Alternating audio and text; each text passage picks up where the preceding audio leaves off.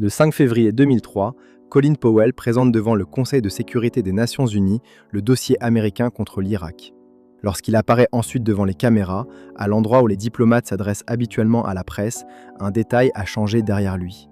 La grande tapisserie qui orne d'ordinaire ce mur a disparu, remplacée par un tissu bleu uni marqué du logo de l'organisation. Plus de mères hurlantes, plus de corps déchiquetés, plus de cheval à l'agonie. Juste un rideau, calme, silencieux, tendu quelques minutes plus tôt par des employés de l'ONU. Le porte-parole de l'organisation expliquera que ce voile servait simplement à créer un arrière-plan plus adapté aux caméras de télévision. Mais plusieurs diplomates, s'exprimant sous couvert d'anonymat, laisseront entendre autre chose, que personne, à ce moment précis, n'avait envie de voir des mères en deuil pendant qu'on annonçait une guerre. Pour comprendre pourquoi cette image dérange encore des gouvernements 66 ans après sa création, il faut revenir à la toile elle-même et à la manière dont son auteur l'a rendue impossible à neutraliser complètement. À première vue, Guernica est une composition immense, presque 8 mètres de large, entièrement privée de couleur. Pas de rouge pour le sang, pas de bleu pour le ciel, seulement du noir, du blanc et toutes les nuances de gris entre les deux, ce qui donne à la scène l'allure d'un bulletin d'actualité filmé à la hâte. Le regard est happé par 3 figures dominantes. Un cheval qui hurle au centre, la gueule ouverte sur une langue en forme de poignard, un taureau immobile à gauche, dont le visage reste étrangement calme au milieu du chaos, et, sous ce même taureau, une mère à la tête renversée en arrière qui tient contre elle le corps sans vie de son enfant. À droite, d'autres figures fuient ou brûlent, dont une femme dévorée par les flammes d'une maison qui s'effondre. On croit voir, d'un seul regard, une scène de destruction totale. C'est vrai, mais ce n'est que la première couche de lecture. Si l'on reste plus longtemps devant la toile, d'autres détails apparaissent. Il y a un oiseau, presque effacé dans l'obscurité, coincé entre le taureau et le cheval, si discret que la plupart des visiteurs ne le remarquent jamais. Il y a une fleur minuscule qui surgit tout près de l'épée brisée que serre encore la main coupée d'un soldat étendu au premier plan. Il y a surtout une lumière étrange, une ampoule nue, suspendue au plafond, prise dans une forme rayonnante qui évoque à la fois un soleil et un œil grand ouvert. Cette lumière n'éclaire ni vraiment une pièce fermée, ni vraiment une rue. On ne sait jamais où l'on se trouve exactement. Et si l'on observe de près la peau du cheval, on découvre que Picasso l'a couverte de petits traits noirs et blancs réguliers qui imitent la texture d'un journal froissé, comme si la bête elle-même était faite de papier de presse. D'autres détails renvoient directement à une tradition beaucoup plus ancienne que le XXe siècle.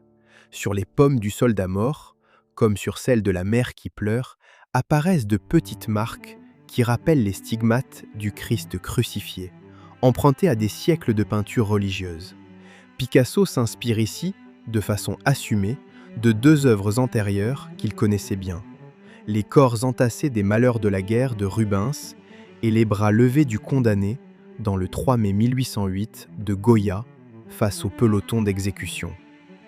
En empruntant ce vocabulaire religieux et pictural à des maîtres déjà consacrés, Picasso inscrit un massacre civil récent dans une lignée bien plus longue de représentation de la violence, comme pour rappeler que cette scène-là s'est déjà produite, sous d'autres formes, bien avant lui.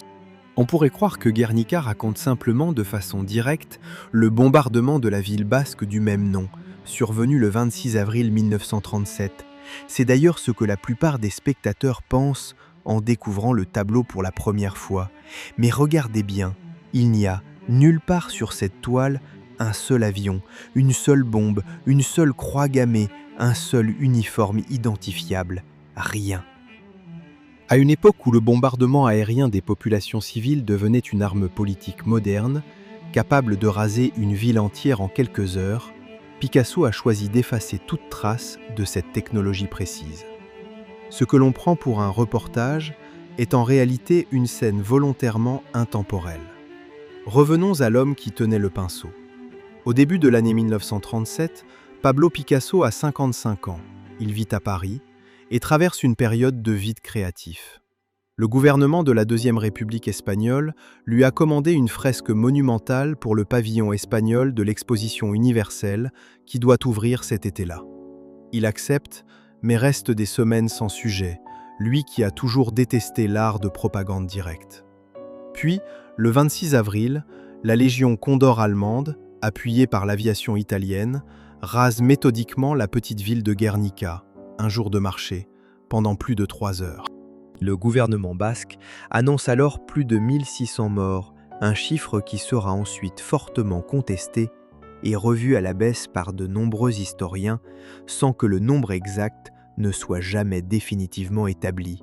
5 jours plus tard, alors que des manifestations éclatent à Paris, Picasso trouve enfin son sujet et se met au travail avec une énergie nouvelle.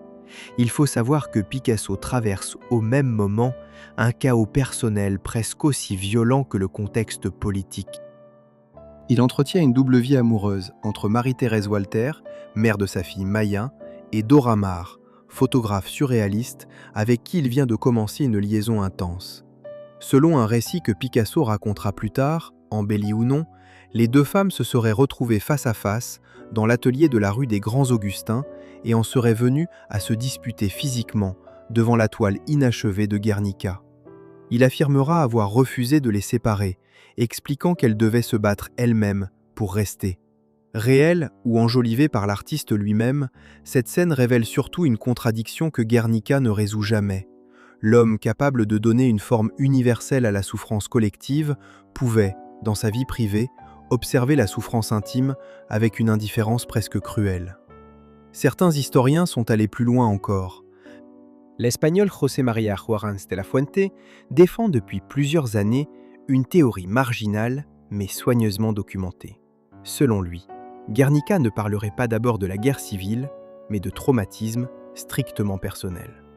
La femme entourée de flammes rappellerait selon cette lecture le tremblement de terre de Malaga vécu par Picasso enfant. Le soldat mort évoquerait le souvenir de son ami Carlos Casagemas qui avait mis fin à ses jours des années plus tôt. Et la langue, en forme de poignard du cheval, représenterait Olga Koklova, son épouse, avec qui il traverse alors un divorce interminable. Cette lecture reste rejetée par la majorité des historiens de l'art, qui rappellent que la toile a été commandée, financée et exposée dans un contexte politique parfaitement documenté. Mais elle a le mérite de rappeler une chose. Picasso peignait rarement une seule couche de sens à la fois. Les photographies prises par Dora Maar, qui documentaient chaque étape du travail dans l'atelier, montrent une évolution capitale de la composition. Dans les premières versions visibles sur ces clichés, le soldat mort au sol ne tenait pas une main ouverte et vide. Il levait le bras droit, poing fermé, dans un geste identifiable entre tous, le salut antifasciste de gauche. Il tenait aussi dans l'autre main un épi de blé, symbole traditionnel de fertilité et de renaissance. Les deux éléments ont disparu de la version finale. Nous ne possédons aucune déclaration de Picasso expliquant directement cette suppression. Mais le résultat, lui, est incontestable. En retirant le poing et l'épi, il fait disparaître les symboles politiques les plus immédiatement lisibles de toute la composition. La scène cesse d'indiquer au spectateur quel camp doit triompher. Elle ne conserve que les corps, la douleur et la défaite, sans étendard pour les récupérer. La fabrication même de la toile porte cette même tension entre l'image, apparemment définitive une fois achevée, et un processus qui fut en réalité tout sauf stable. Pendant 35 jours, du 1er mai au 4 juin 1937, Picasso déplace, efface et reconstruit une surface de plus de 27 mètres carrés sous l'objectif de Dora Maar, qui photographie presque quotidiennement l'avancée du travail. Aux côtés de ces matériaux habituels, il recherche pour certaines zones l'aspect lisse et mat associé aux peintures industrielles de type ripolin plutôt que le relief classique de l'huile en tube, pour se rapprocher visuellement de l'impression typographique.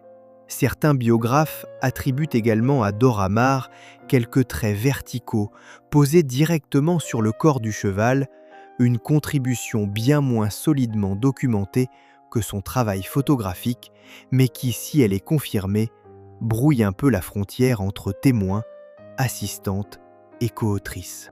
La toile elle-même est faite d'une trame de lin et de jute assez grossière, et elle a beaucoup souffert de ces décennies de voyage, roulée et déroulée plus de 30 fois entre les continents.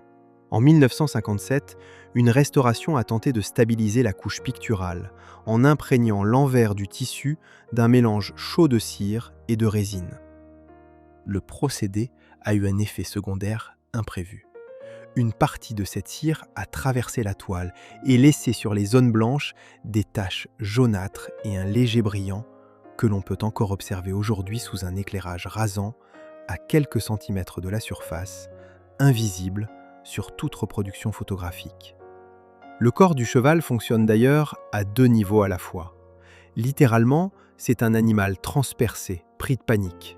Visuellement, avec sa texture régulière, c'est aussi une allégorie du journal à travers lequel Picasso, resté à Paris, a appris la nouvelle du massacre. Il n'a jamais vu les ruines de Guernica de ses propres yeux. Il les a découvertes en noir et blanc, imprimées sur du papier bon marché, comme des millions d'autres Européens ce printemps-là. Le corps de ce même cheval cache un autre élément plus discret. En suivant les naseaux et les dents de l'animal, plusieurs observateurs distinguent les contours d'un crâne humain superposé à sa chair. C'est l'une des lectures les plus répétées de cette toile et l'une des plus solides. D'autres commentateurs affirment reconnaître, dans les lignes géométriques du fond, des profils supplémentaires proches des masques du théâtre de marionnettes que Picasso adorait enfant à Barcelone, ou des visages qui n'apparaîtraient qu'en imaginant la composition tournée de 90 degrés. Ici, il faut être honnête. Nous entrons dans une zone plus fragile, celle où l'interprétation peut aussi fabriquer l'image qu'elle cherche à trouver. Le crâne dans le cheval semble réel. Le reste appartient peut-être autant à notre regard qu'à la main de l'artiste. Longtemps, on a pensé que le taureau représentait sans discussion la brutalité du fascisme en train d'écraser l'Espagne. C'est la lecture la plus répandue, celle des manuels scolaires. Pourtant, interrogé sur le sens de ces symboles, Picasso répondait invariablement que le taureau est un taureau et le cheval un cheval, refusant d'expliquer davantage. Ce refus n'était pas un simple caprice d'artiste fatigué des questions. En refusant de fixer une signification unique, Picasso empêchait aussi qu'un régime, un parti ou un musée puisse un jour s'approprier définitivement l'image. Le taureau pouvait changer de camp selon les décennies et les publics sans que la toile cesse de fonctionner. Pour certains historiens, il incarne la résistance du peuple espagnol. Pour d'autres, en particulier les défenseurs de la lecture autobiographique, il s'agit d'un autoportrait déguisé de Picasso, observant froidement le désastre qui frappe sa famille et son pays, sans jamais intervenir directement. Pendant 44 ans, Guernica va connaître le même sort que des milliers d'Espagnols de cette génération, l'exil. Après l'exposition de Paris, la toile part en tournée à travers l'Europe pour récolter des fonds destinés aux réfugiés. En 1939, avec le début de la Seconde Guerre mondiale, elle est confiée au Musée d'art moderne de New York en dépôt de sécurité, loin des nazis et du régime de Franco. Picasso, mort en 1973, avait formellement interdit qu'elle retourne en Espagne avant le retour de la démocratie. En 1968, Franco demande officiellement sa restitution pour redorer l'image de son régime. Le refus reste catégorique. Il faudra attendre 1981, 6 ans après la mort du dictateur, pour que la toile revienne enfin dans une Espagne redevenue démocratique, sous escorte armée. Avant ce retour, un autre épisode rappelle que ce tableau ne fonctionne jamais comme un simple objet de musée silencieux. Le 28 février 1974, un jeune artiste conceptuel du nom de Tony Shafrazi s'approche de la toile originale, exposée au Musée d'art moderne, et inscrit dessus, à la bombe de peinture rouge, les mots « Tuer tous les mensonges ». Il ne cherche pas à fuir. Il crie au gardien d'appeler le conservateur, précisant qu'il est lui-même artiste. Son geste est lié à l'indignation provoquée par la libération de William Calais, responsable du massacre de civils vietnamiens à My Lai.